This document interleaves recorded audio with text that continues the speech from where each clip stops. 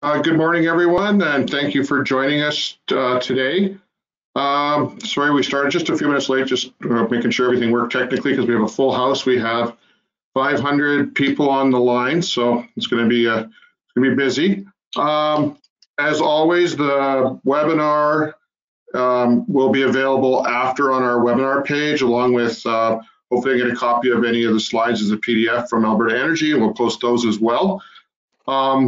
You can ask questions through the question function on your control panel, and I will try to get through as many as possible by moderating with Aaron Bess and also Darlene Howitt's on the line from Alberta Energy as well.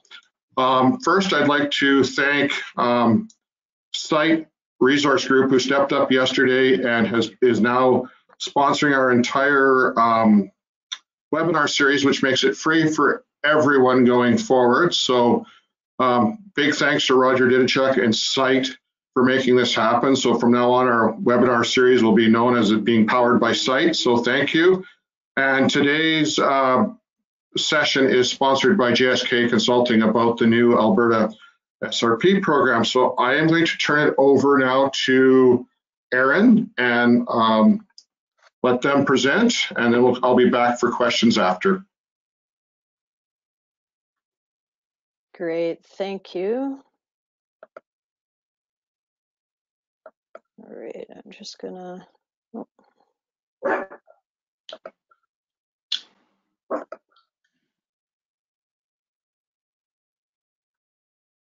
All right, Joe, can everybody see my screen?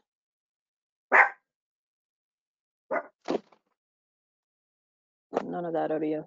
Sorry, Joe, can everybody see my screen? Sorry, yeah, looks good. It sounds good, thank you. Okay, great. Terrific, thank you.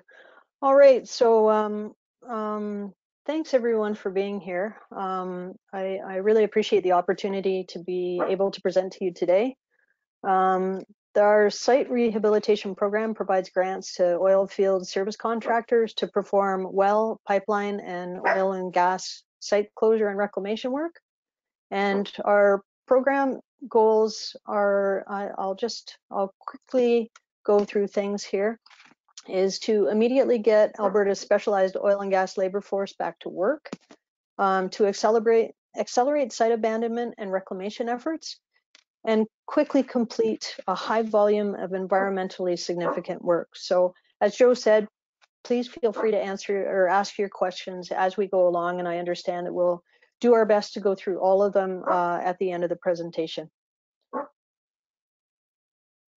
So just I want to go over the highlights here. We developed the program to leverage federal funding, and we designed it to be simple, quick, and quick to implement and be impactful. So you'll see here that we're meeting the federal requirements, and we've also added in our Alberta twist to things. We want to maximize the employment in the specialized service sector as we wait to relaunch the economy. We're starting out in a phased approach, so we've got program increments of $1 million at a time to stage things, to learn as we grow, to target areas. And so we appreciate your patience as we work on staging our launches. We anticipate the way we've launched it initially is to get a high volume of environmentally significantly work done first. And I just want to share that oil and gas companies still remain responsible for their regulatory obligations, and those that are able to financially pay up will do so. And just, this is something that we've kept in mind the whole time. Abandonment and reclamation of these sites is not only good for the environment, it's the law in Alberta, and it's part of our commitment to responsible resource development. Just a little bit on the economic benefits. You'll see here that I've got a graphic as of April 22nd of this year. There's over 76,000 suspended well sites across Alberta. And this isn't just restricted to the wells, but this was just to give you a sense of there's plenty of work to go around, and it's greatly distributed across the province. Alberta has a strong regulatory system requiring that thousands of oil and gas structures across the province, including pump jacks, pipelines, and wells, be properly decommissioned and their sites be brought back to a land condition similar to the state that they were in before the infrastructure was built. As you can see, there's a significant opportunity to address these suspended wells and inactive and abandoned sites across the province. The way the program is set up, phase 1 work must be completed before phase 2 work is applied for. That's very important to understand. And phase 2 work must be conducted before remediation work can be applied for. And we're very strict on that. Just move the slide here. So a little bit on how it works. So eligible oil field service contractors can apply online through our government website. So it's alberta.ca/site rehab, and attach PDF or JPEG of the assigned abandonment or reclamation contract between the oil field service companies and the site licensee. This is also very important. Contracts must be fully executable with no subject to clauses. So a clause like, you know, once the grant application is approved, then the site work can commence. That will result in disqualification of the application. Once the agreement, those who are deemed eligible for the grant will be required to sign an agreement with the government of Alberta outlining the roles and responsibilities of all parties. Once the agreement has been approved and signed, contractors will receive an initial payment of 10% of the grant total. Contractors receive a second grant payment of up to an additional 60% of the grant total after submitting an interim invoice report, followed by the balance of the grant upon the certification of the work completion. We encourage subcontractors to apply for grants associated with their own contracts, and the intention of the program is to see funds go directly to the oilfield service contractors doing the work. At the same time, we recognize that there may be situations where a prime contractor is doing some of the contracted work themselves and subcontracting out other work under their contract. If this is the case, they need to be aware that the application and attached agreements must be very precise about the work that's being applied for, who's doing the work, and the site and well event that it relates to. Primes also need to be aware that the program does not allow administrative fees as eligible costs, and we will be auditing the program very closely. So a little bit on our commitment to maintain the specialized service sector. Grant funding will be available in the 100 million increments, as I suggested before, with targeted priorities, application criteria, and timelines. The first increment is open from May 1st to 31st, or until funds are all allocated, with the first 100 million funding available. So the grant applications are being accepted for oil and gas sites needing abandonment and or reclamation across Alberta, projects that require 100% government funding, contracts of up to $30,000 per application per closure activity, and we have our staff diligently working to review and analyze tens of thousands of applications that we've received. A little bit on the roles and responsibilities. I've included that, and we will be providing this in PDF form so that Joe can post this and you can see what the roles and responsibilities are of the licensees, the oil field service companies, the AER, and the government. Eligible work, closure work on inactive wells and pipelines, environmental site assessments, phase 1 and phase 2, remediation, reclamation, preparation of applications for remediation and reclamation certificates. And what I did here is I made the assumption that most on this call will be focused on the environmental aspect of things. So I bolded those elements in the PowerPoint. So here you'll see the reclamation detailed site assessment, phase 1 and phase 2, replacement of soils, revegetation monitoring, transportation of equipment to and from work sites, transportation of workers to and from work sites, and construction of access for closure work. Ineligible work, suspension of well and facilities, and discontinuation of pipelines and costs that are not part of abandonment and reclamation projects.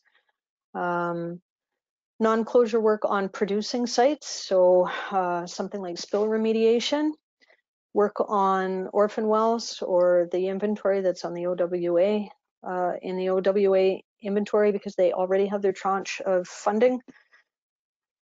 Closure work outside of Alberta, work completed before the program comes into effect. So in our case, it's May 1st, 2020. And work to prepare contracts, bids, grant applications, and project contracts, or any other kind of administrative fees.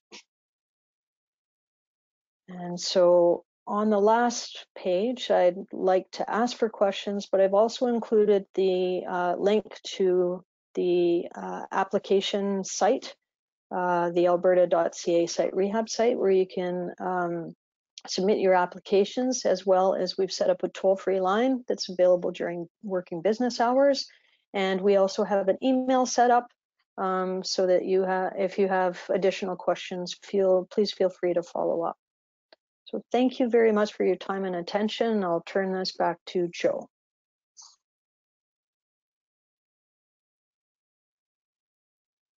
Microphone button helps. Thanks, Erin. Yeah, I think we already have at least 20 questions in the queue. So I'll try to get through them as fast as I can and try to summarize and combine if there are multiple of the same. So how will the applicant know if the client is available for 100% funding?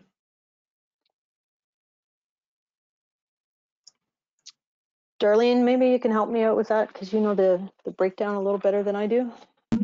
Well, for the initial start of the program, all the grant applications that we receive will be eligible for 100% funding. So there won't be any distinction between the type of license fee and their ability to pay at this time. That may come into force later in the program, but certainly not at this stage. So if you put in a grant application for $25,000, regardless of who the licensee is, the request will be viewed in terms of the cost reasonableness, not the ability of the licensee to pay. Okay. Will consideration be given to distribute work among service providers? Some were able to submit one application, others hundreds or thousands. So we do have a process to go through to ensure that access to the program dollars is fair and equitable. Okay. Will changes be made to the LMR program to add additional stage gates for reductions in deemed liability? So that's not something that's part of this programming, and it's out of the scope of this work.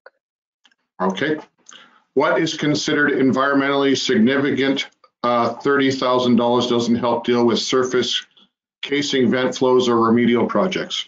Yeah, and we understand that this is just the first launch, so it's it'll be launched for like the month, and so we're using this to target our initiative is targeting getting boots on the ground and getting people back to work. So we figured that if we had smaller programming dollars, we could distribute more, get more people working. We are considering and we are designing the larger work that will come later, but we felt that to help with phase 1 and phase 2, that $30,000 will impact the the largest volume. So we're not done with announcing program iterations, but in this first iteration, we understand the limitations and we're addressing them. It's just got to get them going now. Yeah. I'll follow up to that. Just from my perspective is, so if the project is approved for 30,000, is it still eligible for later phases of the program if more work is needed? Right. And we've designed it to be steppable. Okay. Is reclamation work on oil sands exploration site eligible? Darlene? No, it isn't. No, this is conventional oil and gas activity. Okay, so it won't be added in the future? No. Okay. If a site has a completed phase 1 and a phase 2 is required, can detailed site assessments be applied for under the program? Yes. No, because they. So if they've done the phase 2 and they've determined that there's no contamination at the site, certainly they can move on to reclamation. Sorry, Darlene, if phase 1 is completed and a phase 2 is required, does that apply?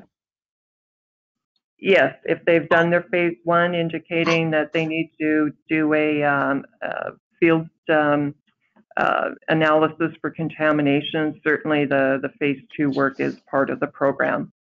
So when the applicant goes to fill out the application form, they'll see that's one of the drop-down menu options for each well, facility, or pipeline. Okay. How do you know if your company is deemed eligible for funding? So you have to be... Sorry, Erin. Go ahead, Darlene. And all oil field services companies, as long as they have a valid registration in Alberta, are certainly available to receive funding. So when the person first goes into the program, they have to register. So they would need their Alberta business registration number, and the system will search for that. Once they get their confirmation that they have been registered, then they simply go to the site to complete the application forms. Okay. Please provide details as how you are determining and evaluating a producer company's ability to pay. Well, that goes back to that other question. So at this point, as I said earlier, if the grant is for $25,000, then there's no consideration at this point on the licensee's ability to pay. It's on the cost reasonableness of the application's proposed work. If the cost is reasonable, determines the grant amount. So obviously, if someone is applying for a $25,000 grant to do one phase 1, that wouldn't pass the cost reasonableness test. And to supplement, one of the things that we are looking at is if the operator's municipal taxes are up to date. Okay. If the first increment of 100 million is fully subscribed, is there a plan to add money for that first phase? That's unclear at this time, and we'll leave it for future program iterations. Okay. Oh, sorry, there's a lot of questions. That's okay. Is there an opportunity to evaluate well productivity after phase 1 for orphan wells? What I mean is, if the well condition is good and wouldn't require any work, if the well were to go back to production, could be used for use of the hydrocarbons resource looked at? Sorry, that long-winded. Not sure that I understand the question. If the site is under the care and custody of the Orphan Well Association, then it's not eligible for the site remediation. Yeah. Yeah. And the suspension of wells is also not eligible for grant money. So we're looking for permanent closure of sites that need that type of activity done. So abandonment and then moving through the other closure steps. Okay. If we perceive a disqualification or potential disqualification, why is it that we cannot update our existing submission before it gets canceled outright? So I'm going to make an assumption that the question is relating to if they've submitted an application and then find out that it's declined, then the contractor can certainly resubmit with the letters that will be sent out. If the application is declined, there will be the reasons why. So that enables the contractor to come back into the program, correcting those deficiencies and reapply for the sites again. Okay, and are the applications being processed in the order they're received, or is there another method? Well, we do want the program to be fair, as Aaron said earlier. So yes, certainly it is based on first come, first reviewed, but we also have to make sure that we do spread the funding over a larger share of applicants as well. How long is the review process approximately for the first phase? So as I had suggested before in the presentation, we're combing through tens of thousands of applications. So we are working our way through that as quickly as we can. We'll have better metrics probably at the end of this week. We're in the thick of it now and working through them. And you know that if we have a completed application, it makes it much easier. It would be frustrating for the company to submit something that was missing something and have us reject it, which is our only option at this point. So, you know, I would encourage anyone submitting to the program to make sure that their attachments are all there, that their submission is complete. Yeah, and I think I read or heard that you guys are swamped. You had 18,000 applications in the first 4 days. So it's, Yeah. I would encourage everyone who's applying just to be patient. It's going to take some time, I suspect, to get through everything.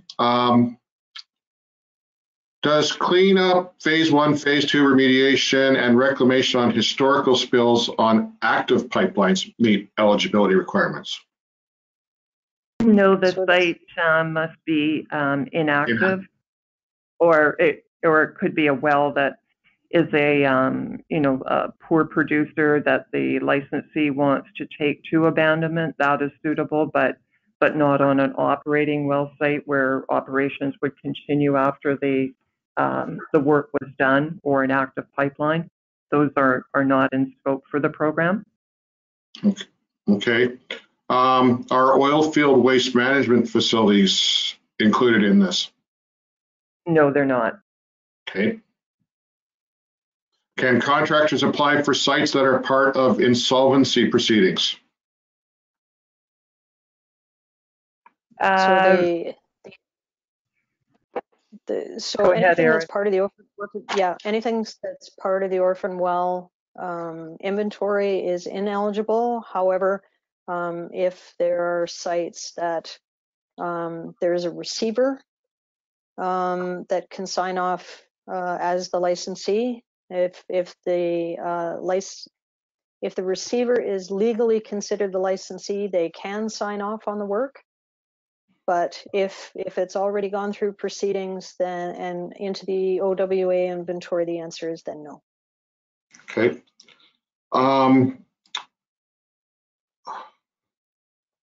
Are sites that are on federally regulated land, like Indigenous lands, eligible? Yes.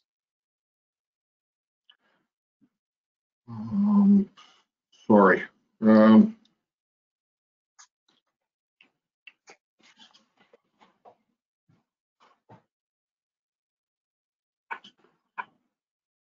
I just have to, I'm just looking through them all. Does the site need to have I assume it's a license attached to it? What if the site only holds a land disposition? We are working on getting direction on that particular type of site, but at the moment it is only for sites that do have a licensed activity on them. Mm-hmm. And just to clarify, abandoned and suspended disposal facilities are not eligible or are? They are not. Just okay. Waste management facilities are not eligible. Okay. Does each eligible work category count as a separate activity? I.e., is each category eligible for up to 30,000? So if the question is relating to whether abandonment can be up to 30,000, then phase 2 up to 30,000, etc., the answer to that is yes. Yes, each time that the applicant submits for a particular piece of work, as Erin mentioned, submit for a phase 1, that's a separate application. When you've done the phase 1, then go back into the application and request the funding for the phase 2. So obviously, if phase 1 isn't going to be 30,000, but the phase 2 could be 30,000. So that would be a separate application. And then if remediation was required, that would be another $30,000 grant request. Okay. Is the project manager considered administrative work? If it's a prime contractor that is charging admin fees for organizing the work, then yes, that would be ineligible for the program. Okay.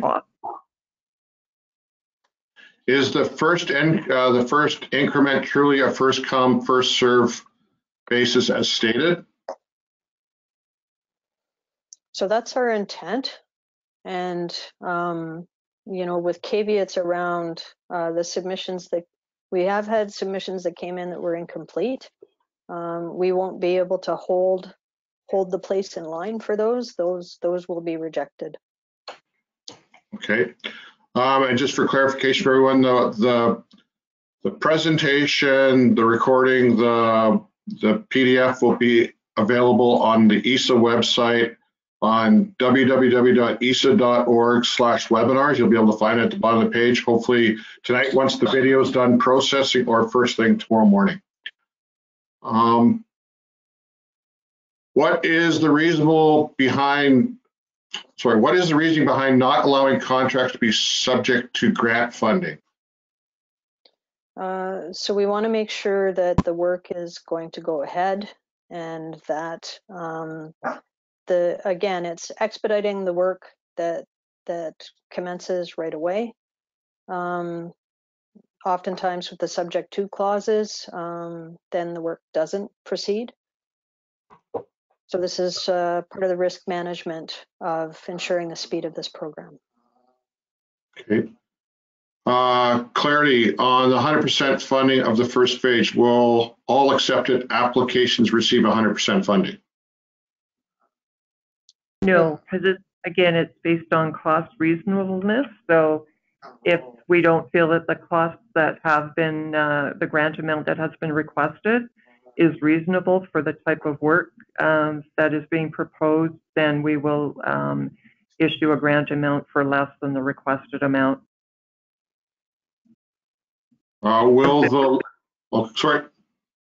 Assuming that the application meets the other criteria, of course. Of course.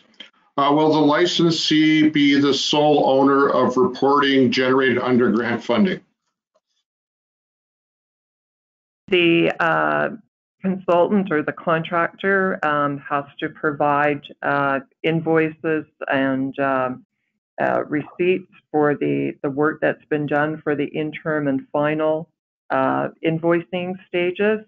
And the licensee also has to upload the report that was generated as a result of the work at the final invoice stage into the one-stop system at the AER, and then record the confirmation number, and that can be provided back to the program, to the SRP program. Okay. The question in the application with respect to the number of local jobs created does not allow you to enter 0. How does this work when you are when there are no subcontractors in the area, or if you're working in a remote area?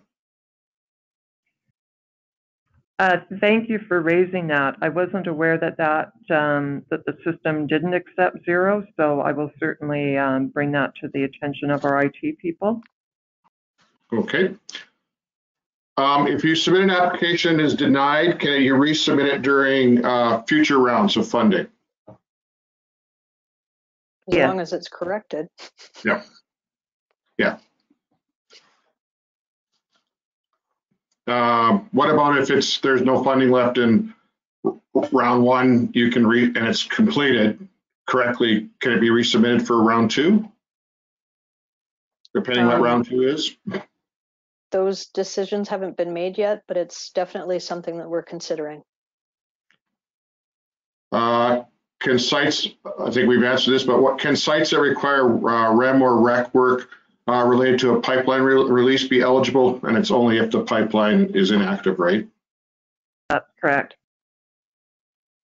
At what point exactly can phase 2 ESAs be applied on? Does the phase 1 have to be entered into one stop? The phase 1 should be entered into one stop before applying for a phase 2 ESA grant. Okay. I'm trying to get through as many questions as I can, everyone, and there are a lot. So if I miss a few, I'm sorry. I'm just trying to get through as many as I can. If a well... Sorry, Joe, if we don't get through them all, the people on the call are encouraged to call the 1-800 number or submit their questions directly to the energy.srp email. Yeah. If a well is downhole and surface abandoned, but there's equipment still on site, is equipment removal considered abandonment or reclamation? It would be considered part of the abandonment process. Okay.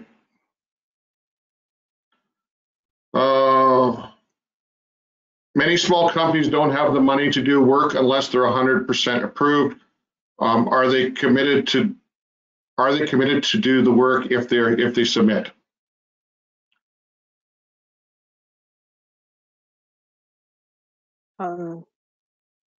Darlene? Yes, they would be. If there's a flowing of money, I would assume that would be a contractual obligation with the Crown. Yes.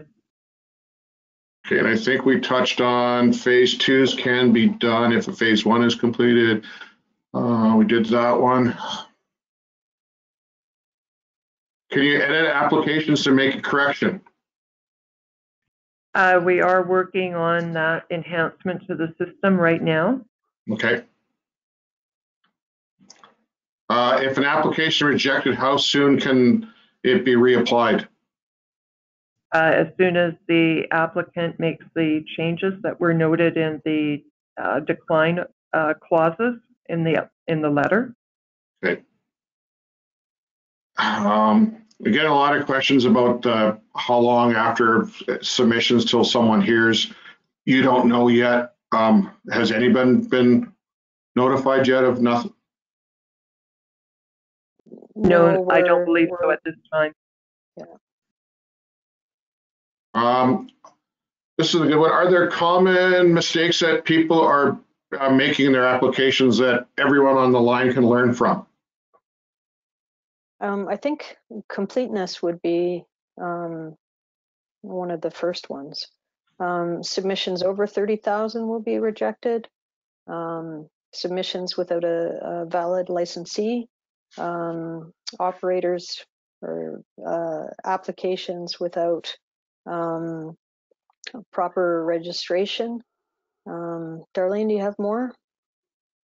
Yeah, some of the things that we look for in the contracts are, apart from subject to clauses on not being present, is that the contract must have a clear start and end date for the work.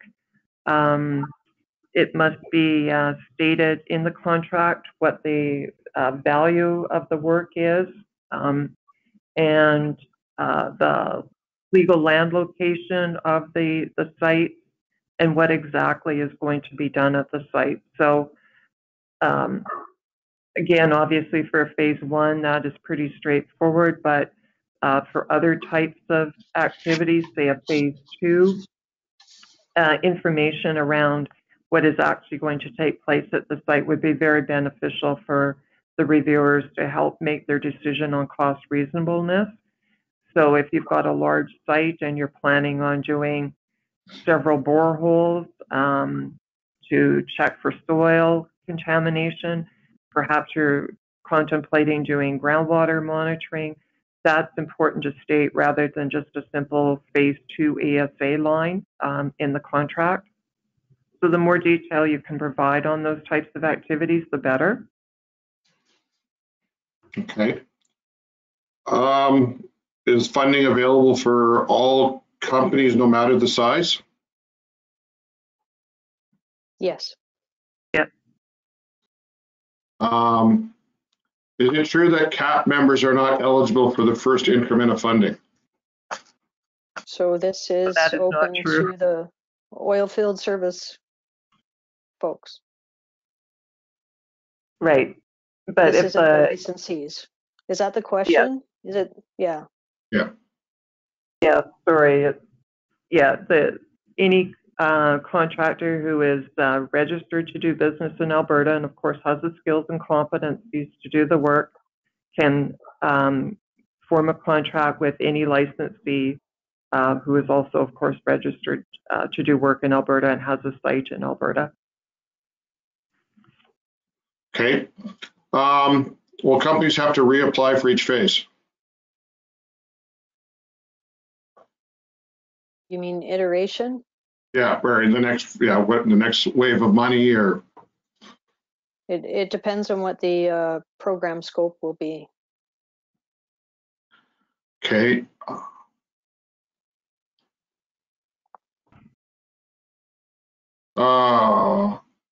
Has the multi-well application issue been resolved? Yes, it has. Okay. Yes, applicants should now be able to enter in, I believe, up to 10 wells on one application. Okay. Will a list be publicly available of companies that have been approved and receiving grants? I don't know if that decision's been made yet.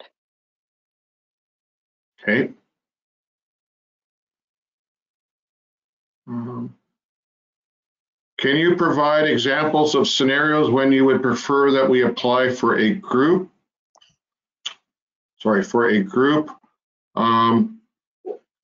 Site together versus individual applications for site/scope. Could you repeat that, please, Joe?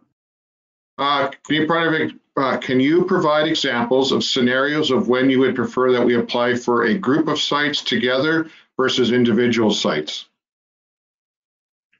Well, in every instance, one application is has to have the contract between the contractor and the licensee. So, for example, one application shouldn't try to have licensees from different companies' sites listed in one application. So, energy company ABC and contractor 1, 2, 3, all the application wells, all the wells listed in the application rather have to relate to those two organizations. Otherwise, the system won't allow the licensees other wells to be listed there. So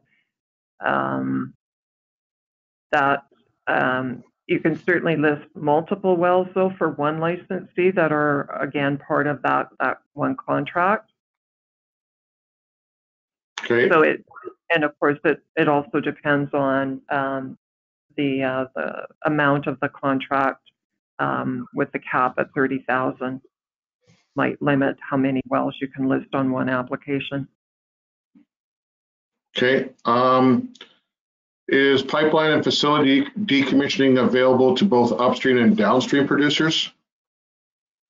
No, it's upstream only. Okay. And we touched yes, land, First Nations, wells on First Nation are eligible. We did touch that.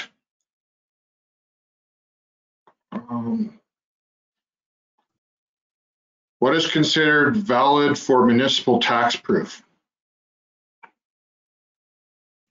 A receipt from the municipality or county, and Okay. if the applicant can also write on the receipt the legal land location that applies to the tax account or tax roll number, that would be very helpful. Okay. How will the second round of funding be rolled out? Will it be different than the May 1st, or is it too early to tell? It's a little bit premature, but I believe that we'll have enhanced focus. Okay. But those decisions haven't been made yet. Okay. Who certifies when that the scope of work is done? In terms of Under the grant is okay, so yeah. Someone gets a grant. Yeah. Oh, sorry. So in terms of the final invoice, of course, we need the contractor to fill out the form that's been developed in terms of declaring that the work was done to meet Alberta's requirements. And the licensee also has to declare the same. Okay.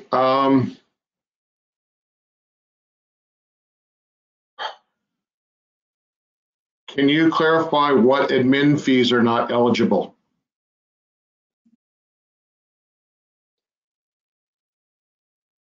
So the fees that would be related to organizing the work or organizing the time related to submitting an application, that type of administrative work. This is for the job to be done on site, not So the not actual physical work on site. Correct. Yeah. Okay. Can some of the subcontractors under the prime be from out of province?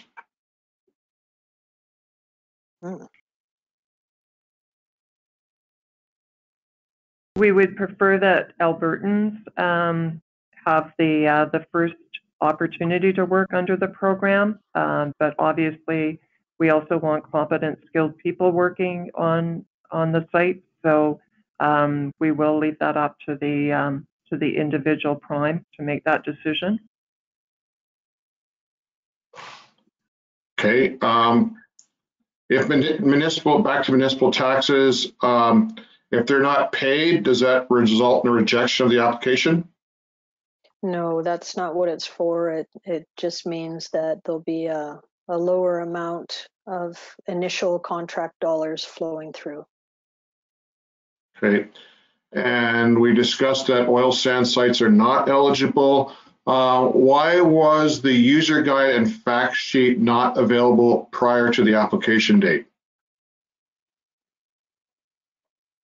It was still under development. We're just as challenged as everyone on the phone with operating during COVID, and so we've been doing our level best to launch this program under duration.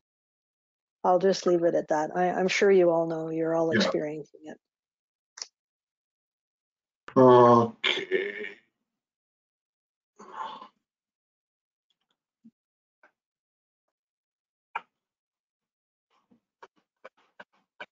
I'm scrolling through. I'm just trying to find some good ones. We're running out of time here. Don't want to monopolize your time.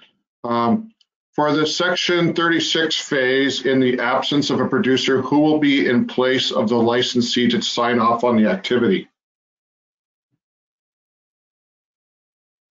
So we're still working on the details of that programming, and perhaps we'd be better able to answer that once the program is fully developed. Okay. If the application is in but not approved and we start working before we have approval, can we still claim funding? Well, go ahead, Erin.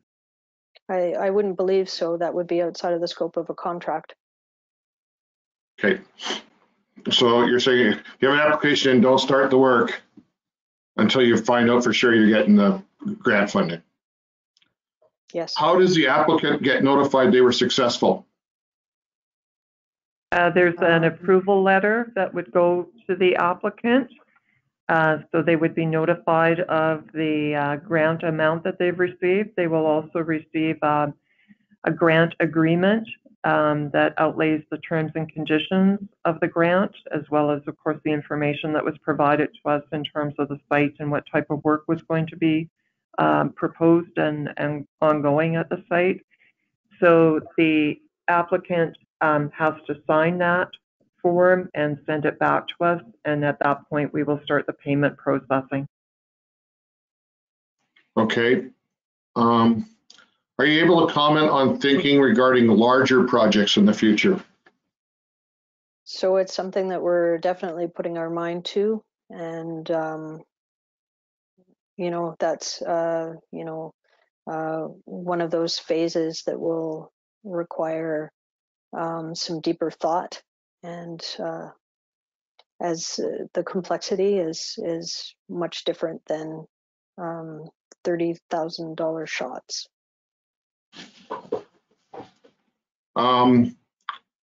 If you don't get, say you put in an application for 30,000 and you only come back with a grant of 20, can you say no and not do the work?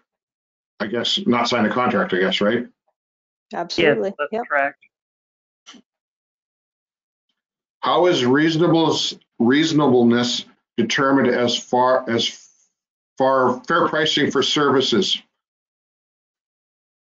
And so we've leaned on the OWA quite a bit for for their calculations of reasonableness, and we've used that as a guide. Okay. And how will safety be addressed in these times with COVID, working distance, safety, So the safety will be up to the contractor doing the work. I'm quite certain that all companies will have SOPs in place. Please clarify regarding the delay for companies still waiting for an ETS number. I wasn't aware that there was a delay for companies waiting. If you have a valid Alberta registration number and can fill out the registration form, the system should be generating the ETS number for you right away. Okay. Can you confirm that you said applications over 30,000 are being rejected? I thought you would approve up to 30,000 no matter the cost of the project. Well, so because we have such a, sorry. Go ahead, Darlene. Oh, thank you, Erin. Because we have such a large volume of applications, we are removing the ones that are more than 30,000 at this point. Okay. We were pretty explicit in the program launch, said up to 30,000. So. Okay. Is a letter from a director stating in good standing with MD sufficient? For municipal districts? Yeah. For the taxes? Yeah. Yes. Yeah, if something is in writing that the contractor can upload to the system to show that the licensee has been current in their taxes, municipal taxes, then that is acceptable. Okay. Is doing reporting work considered administrative?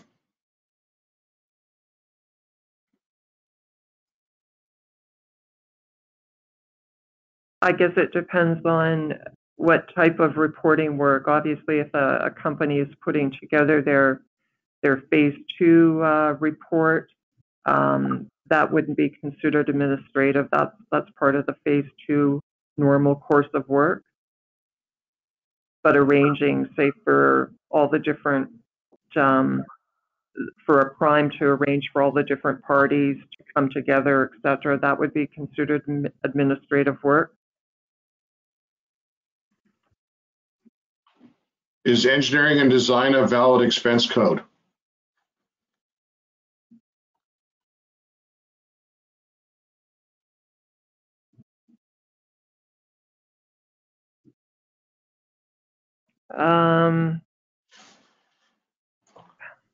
Not quite sure what the question is relating to. Okay. And is it fair to say that if there's been 18,000 applications, that the first 100 million has probably already been subscribed, even though you haven't rolled any money out yet? So again, I don't think we can comment on that yet, because we're finding that there were a lot of duplicative submissions in the system. Okay. You know, we've been looking at sample sizes, and there's been quite a few applications that weren't complete. So I think everybody will just have to be patient and stay tuned on that. Is it a team internally at Alberta Energy doing the reviews? Yes. Okay. We've also got folks from outside of energy assisting as well, because we're committed to moving through this program as quickly as possible. Okay, and I think I'll just do a couple more and then we'll call it, because it'll just never end. Are regulatory compliance cost eligibles? Again, I guess it depends. Compliance costs, meaning to remediate a site to make sure that it's compliant with Alberta Tier 1, Tier 2 is certainly part of the grant program. If it's, yeah, I guess, yeah, I mean, if it's work on a closure site that needs to be done, certainly it would be part of the eligible for the grant. Yeah, so like if they were doing waste manifesting, of taking waste off the site, that would be eligible? Yep. Yeah, Okay. all of the costs, like for remediation, for the landfill fees, trucking, all the yellow equipment on site, line locate, that is all included. Okay, and as part of the application package, does each work plan or scope of work need to be signed by the operator, or does the signed agreement suffice? Well, the contract should include the scope of work that's signed by both the licensee and the contractor. Okay. And I'll just do one more. Are helicopter costs for access to sites eligible?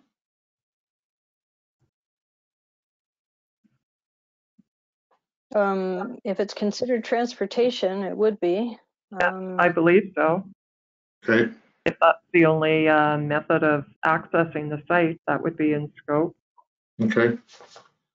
I think we'll leave it there. I mean, there are literally 310 questions in the queue, and we just keep coming, and a lot of them are a repeat. There's been a few suggestions made. I think that with every rollout of each phase of this, if you, Aaron and Darlene, if your team could maybe join us, once the next phase is announced. We'll do another rollout to the industry. The ESA members in industry are, first and foremost in the remediation, reclamation, decommissioning work around the province. So I think it's important to get them the information so we can get the right applications in and stuff. So I'd like to thank you both for taking the time today. I know you're extremely busy with the applications. And really appreciate it. I really appreciate Alberta Energy doing this for us and putting up with my persistence of trying to get you guys to do this. Thank you to Site again for sponsoring our entire webinar series, and thank you to JSK for sponsoring today's. And once again, everything will be posted hopefully by this evening. So thank you everyone for joining us today. Thank you, Erin and Darlene, and take care and be safe. Thank you very much, Joe. You too. Stay safe. Thank you. Yeah. Thanks.